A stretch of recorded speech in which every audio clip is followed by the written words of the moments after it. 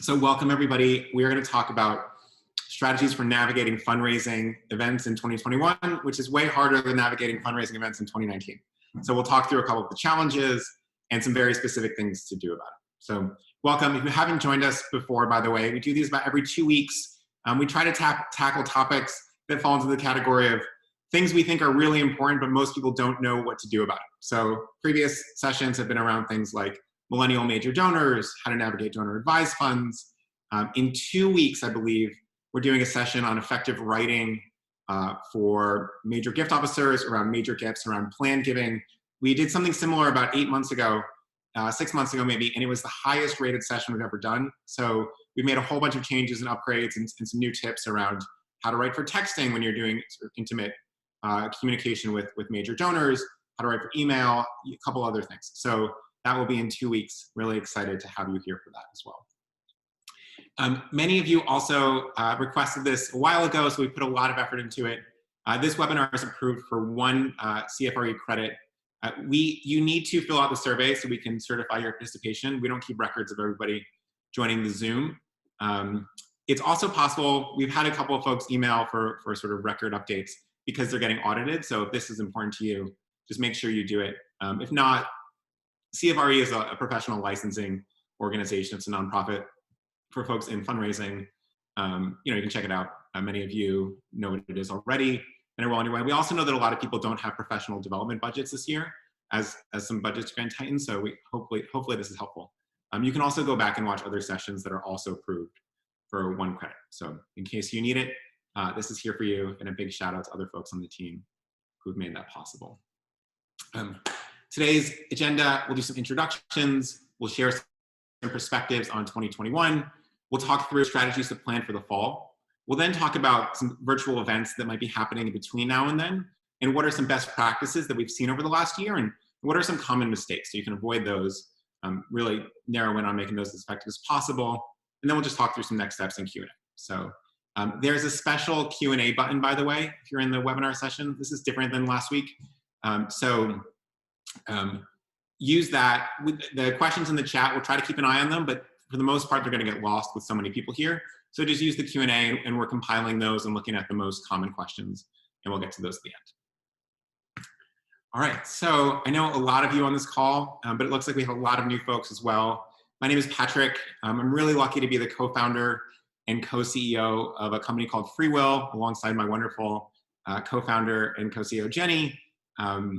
Lots of fundraising background, used to run email fundraising for President Obama, did a bunch of work at change.org, and then Jenny and I met at Stanford, where we were doing a bunch of research into planned giving. Overall, we're also super lucky to be joined by what is now 77 people scattered across the country. And at FreeWill, we actually have 5 new people joined this week, so it's a little bit wild over here. So nice to sort of settle into a conversation with you guys because it's been so busy. Also, this is the first month that we hit 200 million, give or take a few, in fundraising. So new gifts around bequests and QCDs and stock gifts. So a lot of you are talking to different folks on the team. Just give them a quick congratulations if you do it, because I know folks are working really hard around here. Also, one thing we wanted to share before we get started is, the question of how we do fundraising events is sort of, it just falls in this category of, hey, things are changing, what do we do about them? And what we've seen a lot this year and last year, but also just for the last 2 decades, is that things are changing faster than they were 2 decades ago. And it's likely that the pace of change increases. So one of my favorite books is this book called Simple Habits for Complex Time by Jennifer Berger and Keith Johnston. And so we're just gonna send a copy of this to 15 people. Normally we do about 20 books. This one's a little bit more expensive, so that's why it's fewer. But just make a note in the survey and we'll send it out. This is sort of getting used to thinking about how to navigate a changing world, and sort of being relaxed and expecting that things will change will sort of help a lot of your professional careers, as well as things like the rest of your life. So really excited to do this. Frankly, wish we could send it to more people, but it just costs a bunch of money. So just make a note in the survey and we'll do that as well. All right, so we asked folks how your week is going, and some interesting trends here. So this blue line that we've been tracking basically since the pandemic started is about as high as it's ever been. So in terms of happiness, you can see it's over 50%, and the level of anxiety is actually quite low, at least compared to other parts of the last 12 months. So that is really good. Part of that, I think, is political situations settling out a bit, but also just watching this go. So really happy that this is making you guys a little bit happier. And also just nice to see how much this community supports each other. It's obviously a difficult time professionally and personally. And frankly, I know a lot of you guys are obviously stressed professionally, but also dealing with homeschooling kids, or the dog walker is not coming, or you're looking after parents that don't want to stay inside, and all these things. So just a big shout out to everybody who is making it through. And then also we look at sort of what are the biggest challenges, and hitting goals tends to be the highest one here. So we're seeing that again, and hopefully we can help you navigate some of the professional strategies you can use to get through the rest of 2021, and not just sort of survive, but also thrive in the process. Okay, so we asked everybody about how you're thinking about in-person events this year, and there's some really interesting stuff that came out of this. The first is we asked you what 3 words and how do you feel? And you can see big in the middle here is anxious, uncertain, unsure, nervous, cautious, and then a little bit smaller, optimistic, excited, hopeful, creative, but also overwhelmed and tentative. So you have these sort of mutual feelings coming back and forth. Possibility, but also just deep uncertainty and anxiety. And even if you're a 25-year professional, you've never navigated something exactly like this before.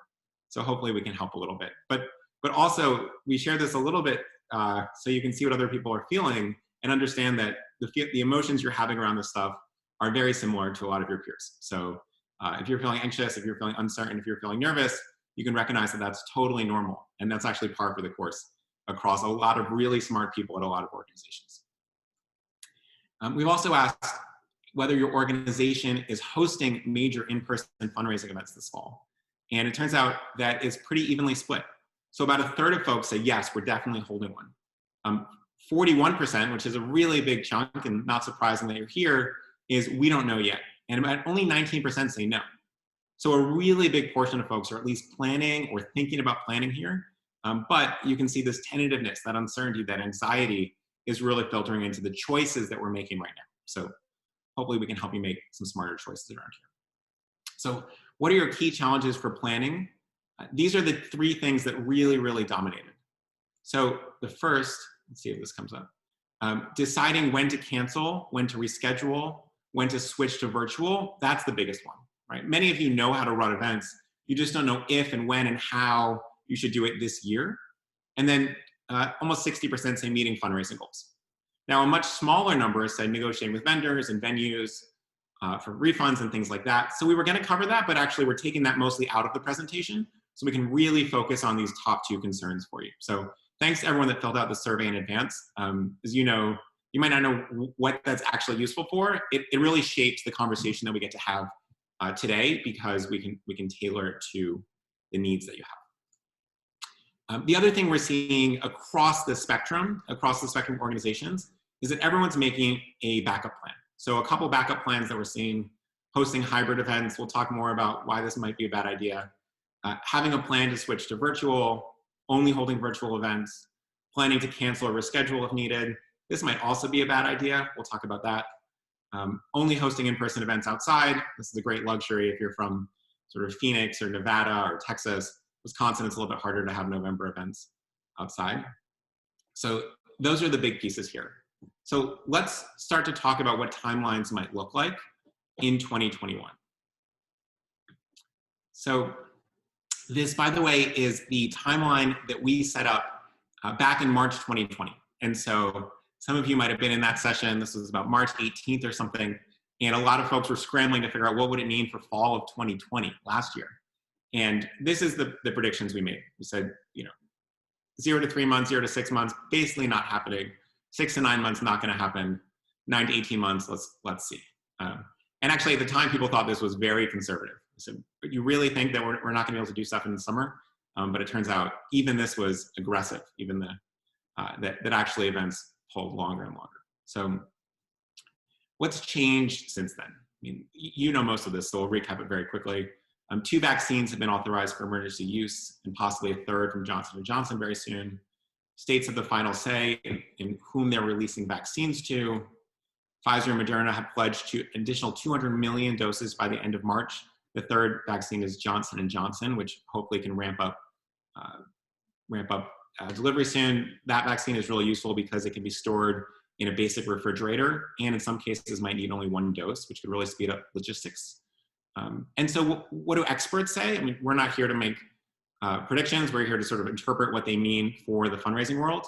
So if the US vaccinates 70 to 85% by early summer, experts are saying now that fall 2021 may approach normality. So that's what we're going to look at. Another estimate here, this is from the New York Times, that dependent on when restrictions are lifted, this article was making an argument that restrictions should stay in place even as vaccines increase. You're starting to see cases peter out by about July. And so this is generally promising. And then separately, at the same time, this is from yesterday's Wall Street Journal, the US economy is expected to expand more rapidly in 2021 than we expected, than the CBO expected previously. And GDP, gross domestic product, will return to pre-pandemic levels by the middle of this year, thanks in part to stimulus and other things like that. So generally, it's important to know not just sort of what vaccines will open up, but what does the economy look like? And we do expect to be moving relatively quickly to a pretty robust economy. And there's a lot of latent spending that's happening. So hopefully things are really going to pick up come late summer, early fall. Now, here's the problem. So plans rarely go better than expected. And there's something called a Monte Carlo simulation, which is really useful for complex scenarios. And what it does is it says, great, even if 10 things are 90% likely, I'm not going to do the math in my head, but even then you only actually have like a 10 or 13% chance of things going well, because you need everything to go exactly right. And even if all of those things are likely, the odds of one of them going wrong is quite high. So we might expect a little bit delay compared to what the optimal outcomes are here. So there's also this challenge where there's a delay between things being safe and everybody internalizing that it's sort of safe to be back out in the world and do things like events. So that's the scenario that we're looking at from late summer into fall, into winter of next year. What does that mean for events? We hope this is really helpful. So January, March, pretty much off the table, as you probably can tell. April, June, almost certainly off the table as well. I mean, some of you are going to be planning socially distanced golf outings in warmer weather. If you're going to do those, be extra safe. July through September, also, we're expecting some delays in all this rollout. It's very difficult to plan concretely around those things. So you might have an event as a plan B and prepare to have a virtual event, or maybe just not even schedule in that place. But then we get to October and December, and at that point, we're dealing with a relatively high likelihood because we've already built in some buffer time. And so those events should be more than 70 or 80% likely. Now, there may be alternate strains that are vaccine resistant and all these things. And that's true, but it's not necessarily likely to be the case. And in the same way that anything could happen any year, that remains true, but it's more likely than not. And you can probably start to plan around these specific events. So you'd want to have an in-person option that you're planning around, knowing that maybe you could roll it back, but we'll talk about specifically how do you sequence those decisions and what does that mean in a relatively complicated time. So we're going to really focus on this period, by the way. And then how are donors going to react? And we talk to donors all the time, and we're doing lots of research here. Some of your donors are going to be super excited. They just cannot wait.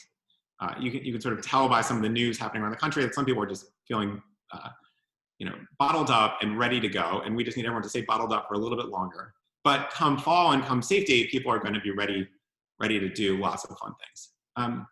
Zoom fatigue is getting real for many donors. It might be getting real for you, especially for more traditional older donors. Some older donors, though, may be hesitant, especially folks who are high risk or not yet vaccinated for one reason or another, or just generally nervous and anxious, right? They're coming off a very anxious period of almost 2 years. And so being able to just sort of shut that off might be hard. So you will have folks in category A and some folks in category B, and we need to start tailoring to be able to make sure that we can address both of these groups. All right, so how might we actually do this? Given all the information and all of the problems that we're facing, but also the opportunities, what is it going to look like to successfully do these things? First, this is really important. schedule this event as soon as you possibly can. Now, why is that? Well, right now, everyone is home and calendars are almost completely free, especially months in the future. But put yourself in the shoes of yourself or someone else in July and August. Once the picture clears, all these charitable events and so much else, right, is going to get jammed into this really tiny window, because it's not going to be the last few months of December. That's going to be holidays. You can imagine holiday travel might be through the roof if it's safe to do so. And so you have this like tiny 2.5 month window where all of the major gathering events of the year, charitably and otherwise, are going to get jammed into this tiny thing. If you are somewhere between the age of, say, 27 and maybe 42 or something, you're going to get like 6 or 7 wedding invites that are going to all be pushed into this tiny little window. And so this is going to be true generally, which means that you need to be the first on the calendar, because otherwise you're going to get so much overlap with other organizations. So this is really important. You can also, there'll be new theater openings, there'll be all these other things. And so you don't want to be squeezed out by other organizations. You actually want to be the first mover and be the first thing that people think about is coming back, even if it's in the distant future. People, by the way, we've seen this a lot in spring galas from 2020, people aren't going to ask for their money back. So if you sell tickets now and it ends up being moved to virtual for one reason or another, you're still going to have all that fundraising revenue that's going to be really important to your mission. So this first step is super important. Even if you want to take a long time to plan it, having a save the date out early and getting that out there is really, really valuable. You can do things like offer early bird pricing. You're going to have some people that say, oh, I just want to wait and see because I'm dealing with so much uncertainty. But you can do this by letting supporters know that there will be a virtual option. So they know what's happening one way or another. They don't think, I'm not sure I'm going to be ready to go out then. They can say, look, I'll have both pathways, so I can now buy a ticket or make a donation or whatever it is to make sure that I'm actually going to be able to make this. So this is going to be a key option. The other thing that people often forget is they give an early bird option, but they don't tell why. So we'll model some examples later, but just giving any reason, and a couple of specific ones are going to be extra powerful to get people to buy tickets early, will actually get people to commit early before they're going to some other event at exactly the same weekend or the same time. 2, you want to maintain flexibility. We'll go through this relatively quickly. If you can, and I know this isn't an option for folks in northern states, especially as we get later in the year, find things that are outdoors or partially outdoors just to decrease that small risk of canceling. You should be fine, but this is just a thing to keep an eye on if you have the option. You can hope for in-person events, but be ready to switch to virtual. Again, if things, it's not 50-50, it might be 80-20, but just in that small case, you want to do things like, prep donor messaging if you want to make a virtual switch, and prep speakers for how things will change. And so virtual events will be much shorter, and we'll talk about that in a minute. But you want to have this backup plan, but it's definitely a plan B. It's not an either or. You're very likely to be able to hold these events and then have a small chance of it switching off. A couple folks talked about, should we reschedule, should we postpone? Big tip here, a classic mistake is postponing events. We talked earlier about the role of uncertainty. Uncertainty will continue to exist, and the folks that postponed events in April of 2020 were kicking themselves because they had to keep moving it back and moving it back. You do not want to end up with multiple postponements. This is a really important thing. Because postponement, what it does is it delays your next event, and it hurts your future fundraising abilities. If you can have 3 events in 2 years, as opposed to 2 events in 2 years, that's a huge gap. So if you're moving your fall thing to the next spring or to winter, then it's delaying your following event, and ultimately you're just raising less cash for your really important mission. Okay, third thing, virtual events, if you do it, do not preclude another in-person event later. So if you typically have a fall gala and somehow the fall gala gets moved to virtual, you can still have a big party in the spring, and no one's going to feel gypped or cheated. That no one's going to feel like there's too much going on, and so you can actually have more revenue if you end up pivoting because you can follow it up with another in-person event later. And frequently, things like your event venue will give you a credit rather than a refund, so you'll have all this stuff ready to go. Okay, tip 3. This is a really important one and underutilized. Many nonprofits really fall in love with fancy invitations and the big announcement around a big fundraising event. Those are fine, but they're less useful than typical notes. You can think about this, the times you've been invited to a wedding, it's great to get a big event, a big invite in the mail, but hearing from the bride or groom in advance feels much closer. So in addition to this, send a casual and thoughtful note before the big invite to build your relationship and increase attendance. This is what that looks like. So subject line, some exciting news to share. Hi, Mary. I wanted to give you a heads up about some exciting news before we share widely next week. And so what this means is I'm treating Mary like an extra insider, and now we're bringing her much closer to the organization and the event. In a few days, we'll be sending you a fancy invitation to join our gala in person on October 27th. Parentheses, when many experts expect life to be at least somewhat back to normal. So you are telling her that you're thinking ahead, and she probably doesn't have her mind wrapped around what fall looks like already. We loved seeing you there in previous years, and your support has funded scholarships that have totally changed the course of some students' lives. What we're doing here is we're anchoring on the impact of the gift or the support instead of just a ticket to a fancy event, right? A fundraising event is fundamentally different than paying for a theater ticket because one, you're just sort of getting your own value out of it, and two, the real goal is impact. So this is going to be really important. It's also going to help later when we ask for early bird giving or larger gifts, because we're anchoring not just on the event, but on the impact. It's going to be an amazing occasion.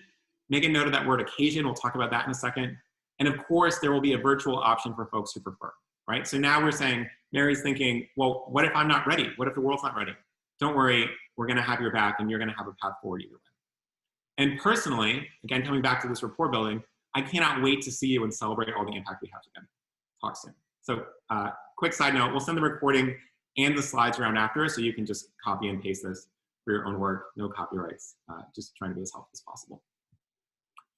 So do that, a couple days in advance for, frankly, as many of your major donors as you can, even if it's anyone that's just attended.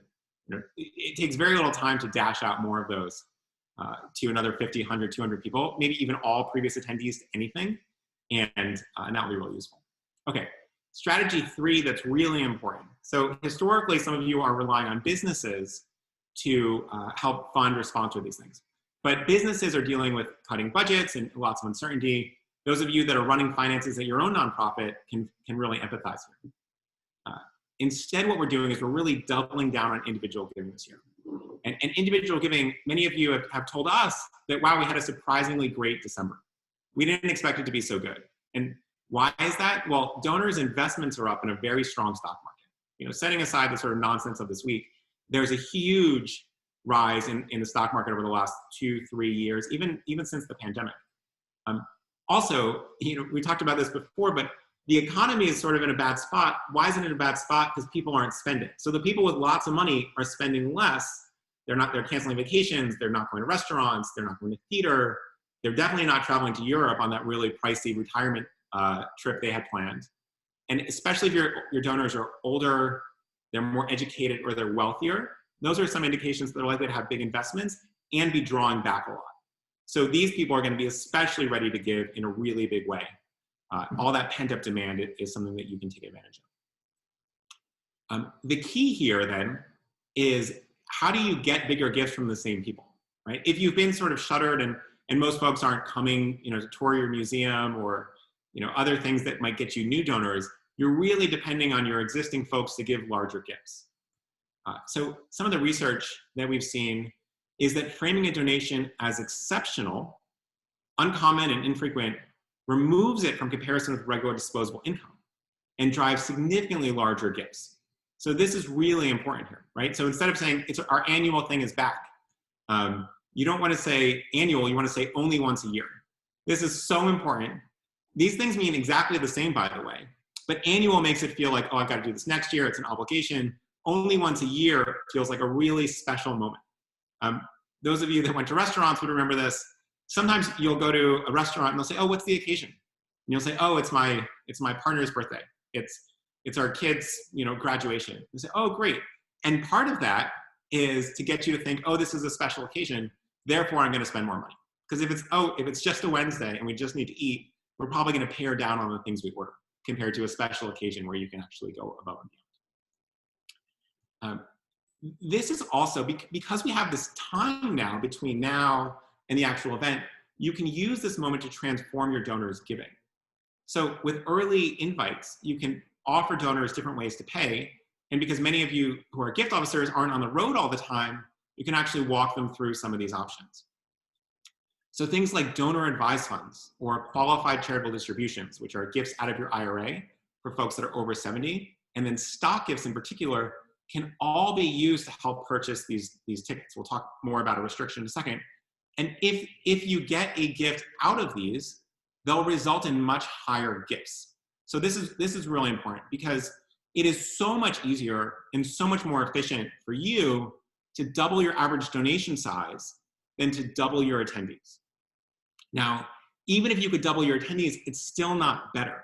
Why is that? Because every additional person comes with additional costs, right? A lot of these galas are bringing in, $500,000, but they cost $150,000 to put on. Now, you could have larger gifts and bring in $1 million and still cost $150,000, and you've gone from making the math I think is $350,000 to $850,000 by doubling your gift size. Now, if you just doubled attendees, you'd only have $700,000 because you double the cost base of your gala. So getting larger gifts from the same people is one of the single most important things in terms of fundraising event success. Now, a couple of legal things, just so we name them here. Donor advised funds and QCDs. QCDs, again, are these tax-free gifts out of an IRA. They can only pay for things above the fair market value. So if you, for instance, if a ticket's $500 and the food is worth $50, $450 can come out of a DAF or QCD.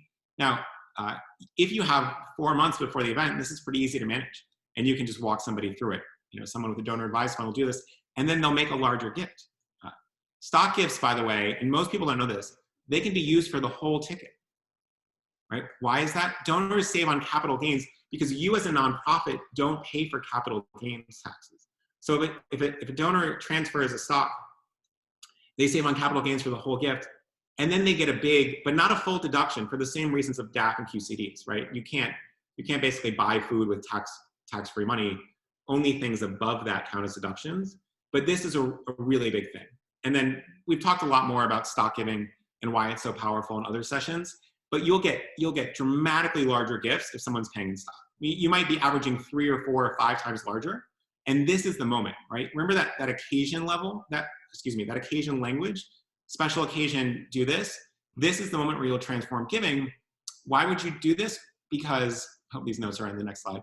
They'll result in larger gifts, but also what we see is that once people move to QCDs or once people move into donor advised fund giving, or once they move into stocks, especially because the tax savings are so big, they just do that forever.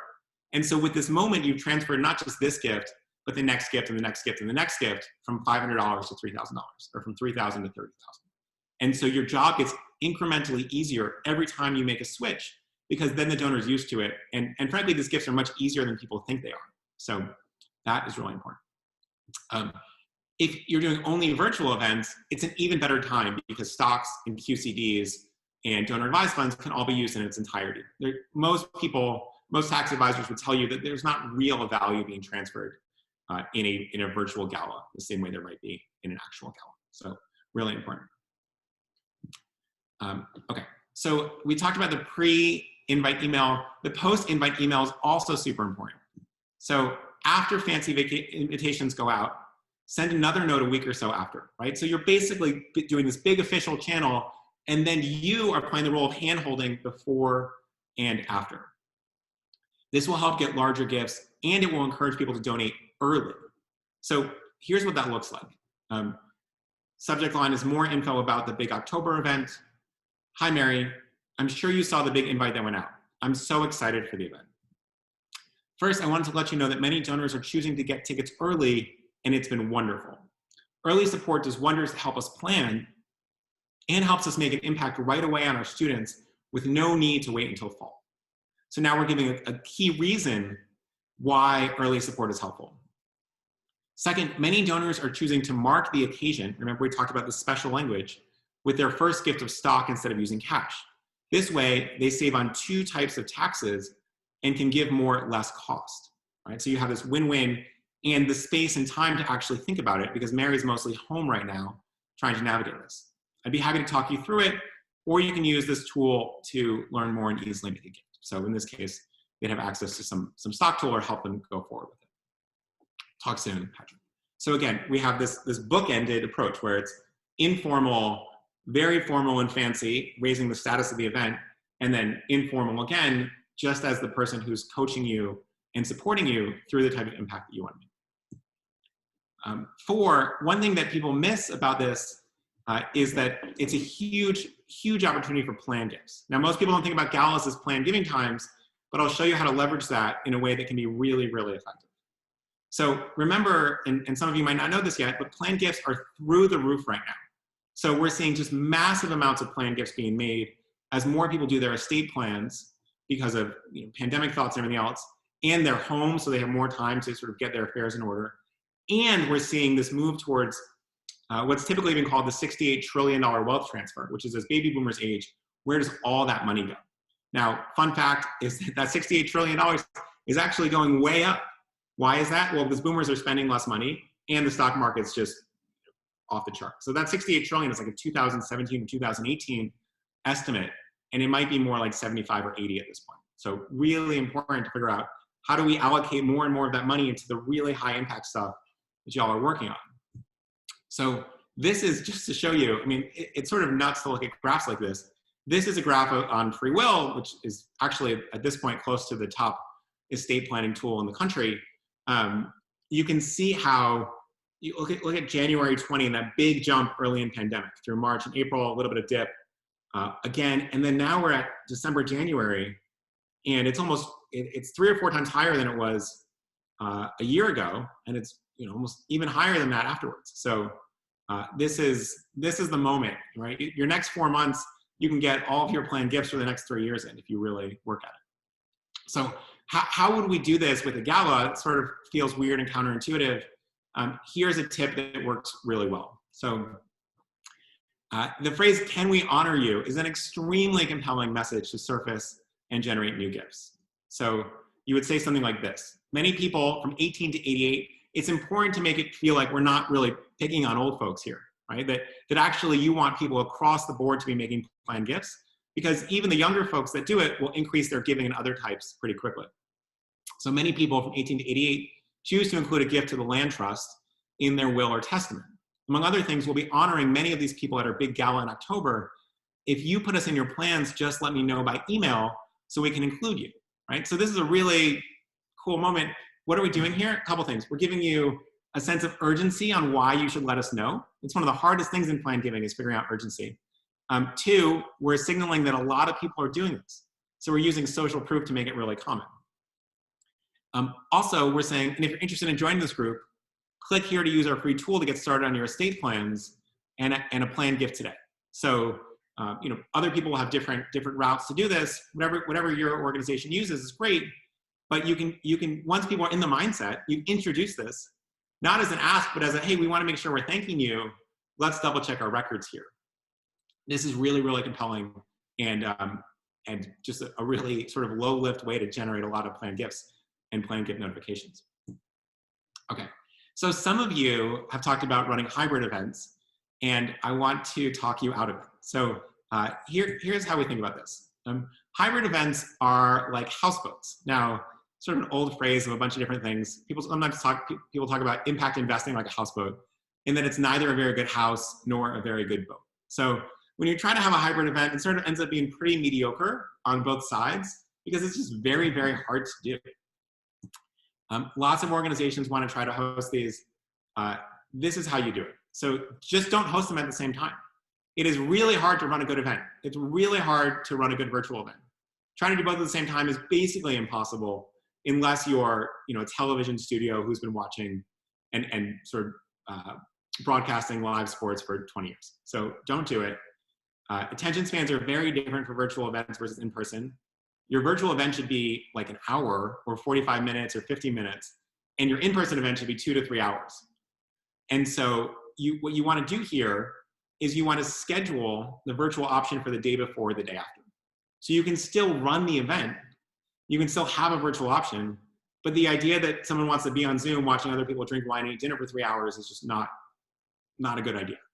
And so you really want to, you can have a virtual event, you can have a hybrid event, you can talk about people having a virtual option to attend, but that virtual option is a separate event where your speakers are talking directly to the screen and not at a podium with lots of people doing toasts and things like that. So really important tip here, it will drive you mad to try to get both of these right, and you will probably be unsuccessful. So you'll make your life better and the experience for your donors a lot better if you actually bifurcate these into two options. If we do virtual events, and some of these will happen down the road, some of these are going to happen in the next 6 months, right? As you're getting ready before fall, you can still engage folks. We wanted to share a couple of tips here before we move to Q&A and next steps. So first one is, it's always astounding to me how many people don't have goals when they have events. So events are just a strategy, just a tactic. They're not a goal themselves. You want to have a really clear, and not just clear, but shared understanding of how will we know if this is successful. Well, maybe a certain number of people who are already donors come and they give us feedback that it's at least a 4 out of 5. Maybe it's we're raising X amount of money, but you want to really have that goal in mind at all times. And this is a big mistake that especially some smaller nonprofits make because they just feel like we have to have an event. You want to be clear on whether it's fundraising events or a stewardship event and not sort of commingle the two. And when appropriate, you want to make sure there's a clear follow-up for after fundraising events for stewardship. So meaning that the event doesn't end when the event's over. You want to make sure there's a plan to really nail home the relationship that was built at that event. 2, we like to talk sometimes internally about something called an event score. Now, this is not perfect, but so few people even try that this is a huge leap forward for a lot of organizations. So you want to estimate the overall stewardship or fundraising potential per person, and just pick an event as, pick an existing event as your baseline and call that a 5. So is this a 3? Is this an 8? Use a 10-point scale just to keep it easy. Then you want to estimate the number of people who are likely to join. Is it 10? Is it 20? Is it 200? You want to estimate the total number of person hours to pull this off. 10 people, 10 hours each is 100 person hours. Pretty simple. And then you just say, great. The per person impact, right? Let's call it a 6 out of 10, and 100 people are joining, divided by the number of staff hours is your event score. Pretty simple, but it allows you to start comparing different options. Because sometimes what will happen is your board will say, we should have a trivia night, we should have a dinner, we should have whatever. And you don't actually have a chance to figure out how we navigate these against each other if you can't have 24 events every year. And so this is a really helpful rubric. But you might say this feels so arbitrary, it's a little hand wavy, we don't know. And that's probably true. But thinking through these metrics will really help you make better decision making and improve your event, right? So you think, okay, great, well, to make this better, how do we raise more per person? How do we get more people? How do we do it in less staff time? And you can start to see these different levers to be more strategic about your planning. The key thing here is it's a comparative measure, as we talked about. And the second is that, really what this should be based off of is, what does a full day of donors work? What does that do? And if the event's not above that, just hang out at your home and call donors. And it may be that it's way more effective than whatever else you were planning. Third, you want to make events as intimate as possible. So, Zoom and other services have what we call breakout rooms. It allows for small groups to meet. It's really important to be able to speak and to be heard at an event. And that's part of a gala. You go around, you talk to other folks. It's not just broadcast. So how do you make this work? Well, groups of 4 are usually good, because remember, a lot of people are coming in couples. And so that group of 4 might be 6 or 7 or even 8. You want to turn video and sound on for donors. People forget to do this. It's pretty small, but really, really important. And then just say, great, we're going to go take 5 or 10 minutes, and everyone just shares why you support this mission. And then people have to, the act of actively saying it out loud to other people builds more commitment and really helps drive engagement and long-term support. So 8 minutes, and then we just gather back together, and people can share in a chat or something else what they heard. But this engagement is going to be the high point of an event for most people. And it's often the most overlooked. Thing 4 on virtual events. So this is your chance to get all the speakers that you never thought you could get. So virtual events are so much easier for big names to join. And many of those people are just less busy than they've ever been. So your ability to go out and attract a speaker to Zoom in for 15 minutes is way higher than to get them to Topeka to speak at your event. And so this is your moment to get the sort of celebrities and other folks that you've always dreamed about on here. You can make a dream list now. You can do outreach early. You can even, by the way, record this for live events as well. And so recording a video message, though, for virtual events will feel much closer to live than an in-person event. So the idea that if you can get connected to somebody, great, you can say, look, let's record a 10-minute video and we'll play it. And it's not that dissimilar to them coming live to an event. And the ability for them to have 10 minutes and a script that you write or an outline that you write is actually very, very achievable in a way that would never be possible outside of our current situation. There's also this fun site that some of you know. It's called cameo.com. We don't have any relationship with them, but a lot of celebrities are on it. They'll record 2- and 3-minute videos, usually for like $100, $200, $50. And so it's just a sort of fun way to do it. One of my friends was leaving New York and moving to Chicago, and some of us pitched in, and I think it might have been $75 in total to get Cubs great Andre Dawson, who some of you know and some of you don't. It was a great outfielder for the Cubs for a while, to record a video to our friend John, and it was just wonderful. And all these things are really accessible for nonprofits. I think there may be some nonprofit pricing, but I'm not sure. But in any case, it's a pretty small budget item as it is. So lots of actors and actresses and singers and athletes and other things like that can help. And you just have to be really particular on what you tell them to say. And then lastly, let's just talk about accessibility. So this really interesting dynamic's happening where in the last year, tons of older folks have gotten really good at technology. Many of you probably didn't, you're not necessarily older, but you weren't as adept at Zoom as you weren't as adept at Zoom in January of last year, and now you're an expert. Now you're coaching everyone else. And we just have young people teaching their parents, neighbors teaching their neighbors, all this stuff, but there's still some access here. So invite to come by email, so you can just click them. On RSVP, you want to ask folks if they expect to need help joining. So just, a little checkbox will be useful. You always want to include a phone number for dial-in. This is a much worse experience, but it might be the only thing that some people can do. And then on the day of the event, set aside the fancy language and just be as clear as possible on how to join, maybe even including screenshots if necessary, because pictures can be very useful. We recommend Zoom for most people, but feel free to use whatever platform you like. And then you just want to have some volunteers on hand for 30 minutes before to call people who need help and walk them through joining. So you can just be on the phone and say, okay, click the blue button, okay, mute yourself, etc. And this will be really helpful. And people really like doing it. And people are really, really game to help other folks navigate something, especially when it feels so intuitive to them at this point. By the way, asking those people to volunteer will generate more gifts from the volunteers down the line because they'll feel closer to your organization. Okay, so those are our tips. A couple of things to share. We actually worked with some consultants a while ago to put through a sample run of show. So sort of meaning a point-by-point, minute-by-minute breakdown of what a good virtual event might be. So just fill out the survey and we'll send that your way. And then we also put together a guide to hitting fundraising goals with virtual events so that you can take it and you can share it around the organization and walk through step by step.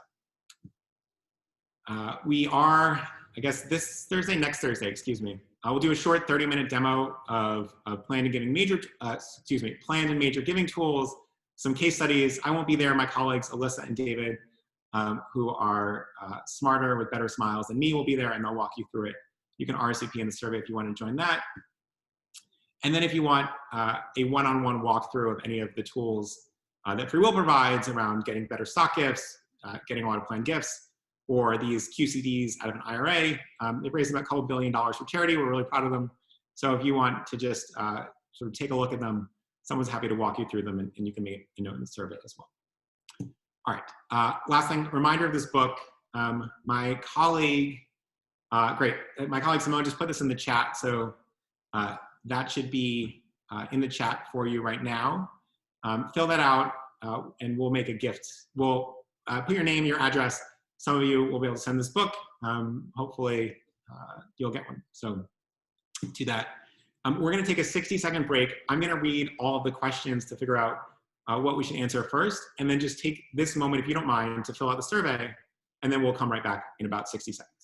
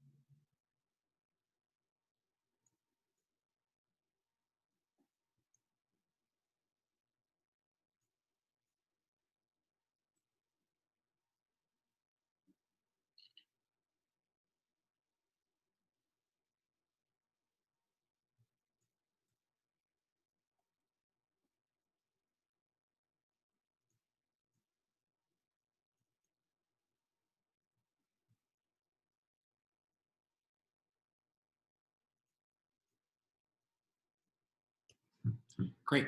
All right. So thanks to everyone who's taken the survey. We have a lot of questions. So I'm going to get through a bunch of them, but then also end a little bit early so everyone has a break before their next meeting. So a couple of big questions. Karen asks, do you recommend closed captioning for virtual events? Karen, this is a great question. And the big thing is I actually don't know the best process on live closed captioning. For videos, it's obviously a great idea. So if anybody has great experience with closed captioning for live events, I would love for you to just type it in the chat to help Karen and other folks. So great question. I'm sorry I don't have an answer for you. Crystal says, do you think for October to December, a limited amount of people? We have an event of 1,000. Congratulations, Crystal. I think the answer is no. No limits here. It's basically an either or, right? If it's not safe, you're not going to have an event of 100 people or even 10 people. And if it is safe, then you have no real cap on it. So 1,000 should be good. Congratulations. I would keep building that up. And I think you can really generate even more. And if you can sell these tickets now, it gives you a chance to expand or contract the venue, which is another reason that early is so helpful. For an event that is for older people, this is from Lynn, like a grandparent's day at school, what about holding the in-person event, but also offer it as a recorded presentation afterwards for those who don't feel comfortable or have health or travel issues? So this is a great idea. The recording of a live event that then you can sort of chop up and make a lot shorter, right? Nobody wants a 3-hour video, but 12 minutes of highlights would be really nice for grandparents to be able to see. So this is a really good idea, Lynn, and I hope that other people can draw inspiration from the way you're thinking about this. Ruth says, would the pre-event note be printed with a live signature? Ruth, I think a lot of these can be done by email. People are getting more and more accustomed to email. As long as it feels intimate and not sort of overly formal in terms of your writing, you should be in good shape. So Chantal says, would you take this step if you were planning in reverse? And what she means by that, she says, let's say you were planning to go virtual. Would you still send the pre-invite and sell early bird tickets? And then maybe add that in-person opportunities will be reviewed at a later date. Chantal, it's very hard to layer on later in-person things. So if your plan is virtual, I would say just blow that out of the water and then think about a separate event that you might have in person separately. So you could have a small dinner with very wealthy donors or other things like that, but it's much harder to sort of tack on a 3-hour in-person event than it is to tack on a 45-minute virtual event. So Heaney says, we would love to speak if you can talk about how to use a 2021 virtual event to launch an in-person anniversary year event in 2022. So I think one of the really big things that's hard about virtual events is how rare they are to be participatory. We talked about breakout groups, but let's say you're launching a really big event, a big campaign. One of the most important things if you're a college or a hospital or a big community center is seeing how many other people are involved and getting that peer pressure. So what I would think about is how do you actually in advance get a bunch of recorded videos, 20 seconds each, that can be pretty quick from some of the folks that are already participating and use that. So it might be Patrick, class of whatever, here's 15 seconds why I'm so excited about the school, right? The high school I went to changed my life and all I really want to do is help other students have the same experience. And then it chops into somebody else from different classes and it builds that sense of community, which is a really big thing that's hard to replicate in virtual events. But if you're doing it as a big campaign launch, that might be a big thing. That will also be easier to send out to all the people that aren't coming, right? Most of these events are only going to have a small portion of your supporters or alumni generally. There are a bunch of questions around how to use DAFs and QCDs, around separating those out. This can be a little complicated. Just double check with your own general counsel. There's specific language. Some organizations do it really well. Occasionally organizations will shy away from it, but we're not going to give you too much legal advice here. There's a bunch of avenues where you can sort of give separate donations on top of it and other things like that. Similar, there was a question around if you're hosting an art auction, can stocks, et cetera, used to be able to pay for a successful bid? Again, yes and no. Usually what happens is you have to pay the full market value. So you can't just make a donation and get a Van Gogh in return. You need to pay the full market value, and then anything above that can often be treated as a donation. So double check on that. A couple more questions. Doesn't paying for a gala ticket with stock make it messy? Tax time, this is where very clear receipts. So those of you that have run successful gals in the past know often that you'll send a receipt, and that will be very clear about what is tax deductible and what is not. So you can make this really easy for donors, and once you make it easy once, they'll do it repeatedly. And again, those gifts are going to be 2 and 3 times larger, so it's really valuable. Great, and maybe one last question. One thing is that Duke, I don't know where Duke's from, said he planned 3 very successful virtual events. So if you want to add any context to that in the chat to help others, that'd be excellent. And then Lauren says, what about a concert? Without being able to do outside, would a hybrid work for that so some people could stay at home and watch live? That's probably one of the rare exceptions, Lauren. So if you think about things that are opera or symphony or concerts and not dinner with speakers and everything else, it's possible that that is better. You'd also want to send a couple of the highlights by video afterwards. The one other thing that I really love about fundraising, musical fundraising things, is one extra giving level is, and a separate virtual concert for you. So a violinist can be at home and record a 4-minute video that is played only for me, and that is just amazing. That feels incredible. Now that violinist isn't doing much, at least in terms of performing these days, so they've got lots of time. And if you can turn a 4 or 5 minute performance, it's just an iPhone set up somewhere and someone who's quite good at violin dashing off a violin song. I mean, it's just incredible value to the donor at very little cost to the organization. And that's a really big opportunity, right? When you think about event score, that takes someone 5 minutes to film, and the impact is just extraordinary. So that's a really good avenue there as well. So that is it. If you missed parts of the presentation, we'll send a recording and slides afterwards, but just a huge thank you to everyone who's joining. But also just a huge thank you to all the work you're doing navigating what is going to be a wild year, both professionally and personally, with so much shifting. We really, really hope this was useful. If you need anything at all, feel free to shoot me an email. This is patrick@freewill.com. That's my address. And the other thing to note here is that we mentioned this earlier, in 2 weeks, so in 2 Tuesdays from now, same time, we're doing this presentation on writing tips to supercharge fundraising messages with a particular focus on planned and major giving. So a lot of the, some writing best practices out there are really around annual giving and direct mail and stuff like that. The really key thing is how do you actually move people to major gifts, and what are the words that work based on our own experience, but also based on some of the best-in-class research studies and other things like that. So we'll give you a bunch of things that you'll be hopefully copy and pasting in the week following and start to use with your donors pretty easily. So we'll talk a little bit about how sort of psychology of language and how to apply that, and then very clear tactics on what to do about it. So a huge thank you to everyone who spent an hour with us today, especially folks that were here for the first time, and really, really looking forward to seeing you very soon. So thanks again, and talk to you in a few weeks.